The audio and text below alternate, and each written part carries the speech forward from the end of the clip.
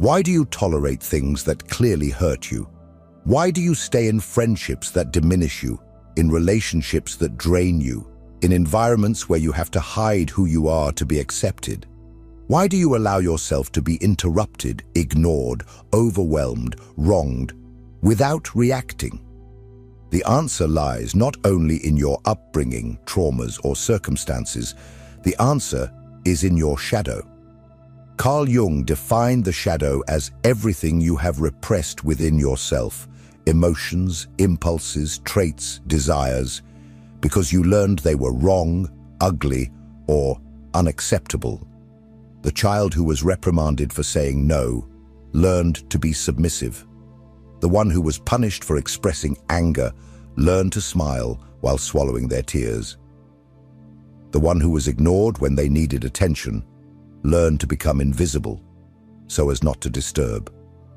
And so you grew up, building a pleasant, polite, accommodating persona, while burying all your strength, your healthy aggression, your righteous indignation.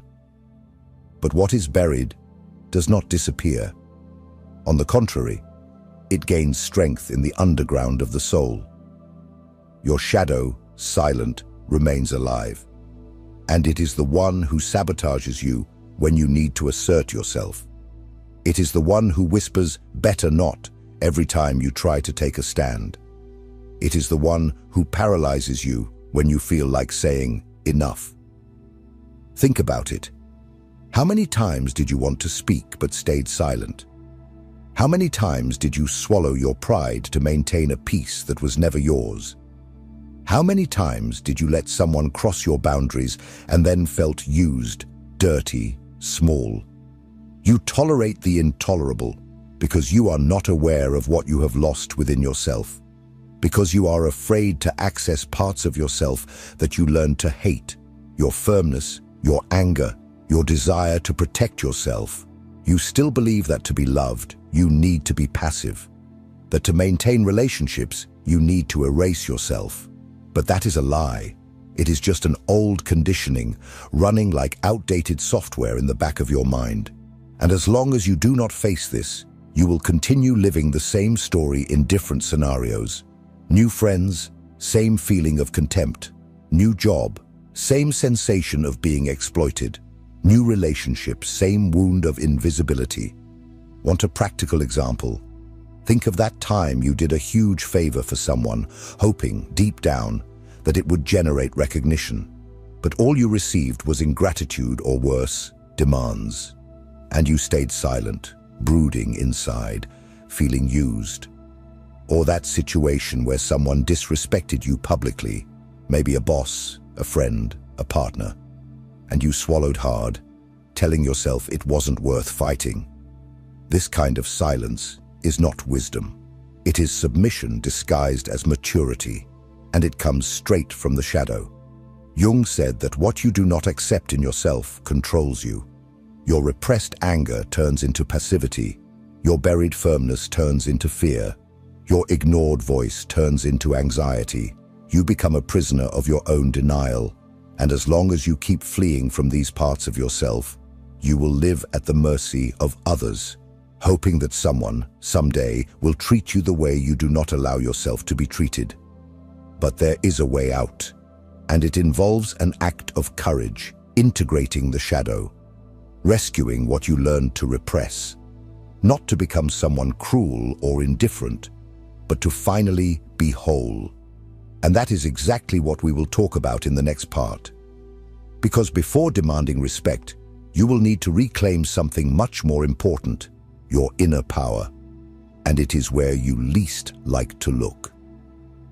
If you feel that this video is touching on truths you have avoided for a long time, it is because it is time to take the next step.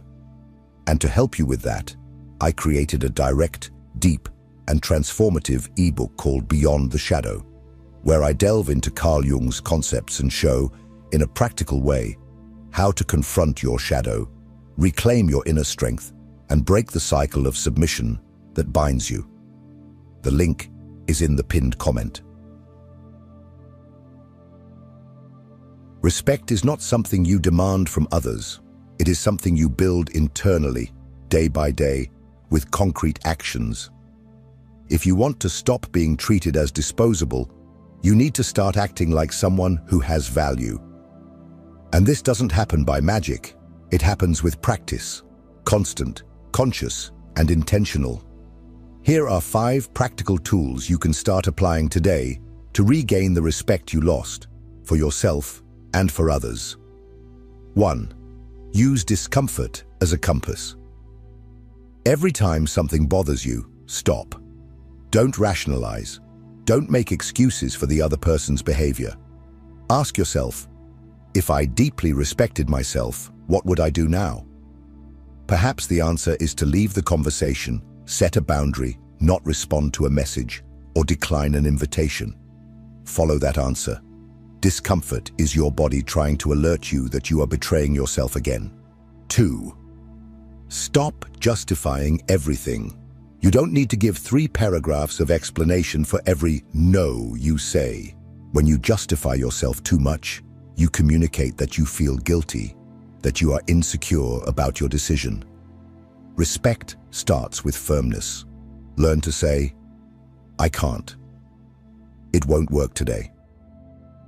I don't feel comfortable with that. And that's final. Those who demand that you explain yourself too much are already used to crossing your boundaries. 3. Start prioritizing yourself in your schedule. Look at your week. Where have you placed yourself? How many hours do you dedicate to yourself? If the answer is none, that is a clear sign of internal disrespect. Block time in your schedule for things that nourish your mind, body, and spirit, not as a luxury, but as an obligation. Make yourself a priority, even if it's just for 1 hour a day. This changes everything. 4. Replace reactivity with pause. When someone disrespects you, your tendency may be to explode or to stay silent. Neither path is healthy. What works is to pause, breathe, and then position yourself clearly. Say, I do not accept this kind of talk. This is not okay for me. Don't apologize for being bothered. Just communicate. Those who assert themselves with respect teach others to do the same. 5. Surround yourself with people who uplift you. Observe your environment.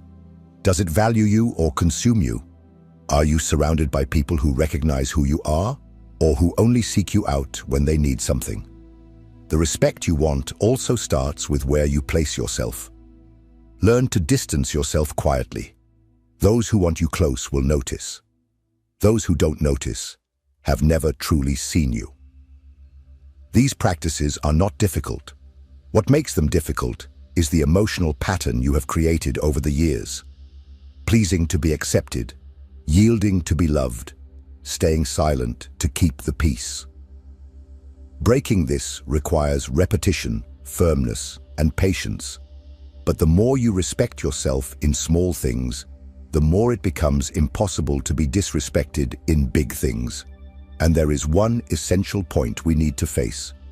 Even when you start to respect yourself, there is something that can pull you back to old patterns. The fear of being alone.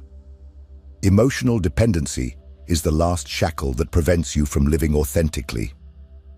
In the next part, we will talk about this. Because only those who learn not to depend on anyone's gaze to know their own worth are truly respected. There comes a time when you need to stop blaming others. Stop waiting for people to change, to recognize you, to treat you with the respect you never gave yourself. The world is not blind. It is just observing how you position yourself. And then it simply reacts. You want to be heard, but you keep silencing yourself.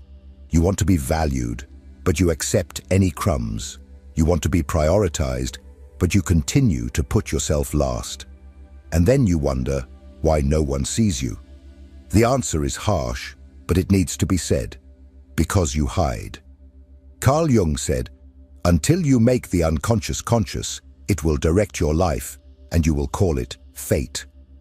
The disrespect you receive, the relationships that hurt you, the cycles that repeat, All of this is not bad luck. It is the reflection of your relationship with yourself. The external only changes when the internal reorganizes. You don't need to become someone impenetrable, cold, or indifferent to be respected. What you need is to stop begging for love in the form of obedience. You need to stop adapting to environments that suffocate your authenticity. Above all, you need to make peace with the idea of being alone. Because only those who are whole can bear their own company.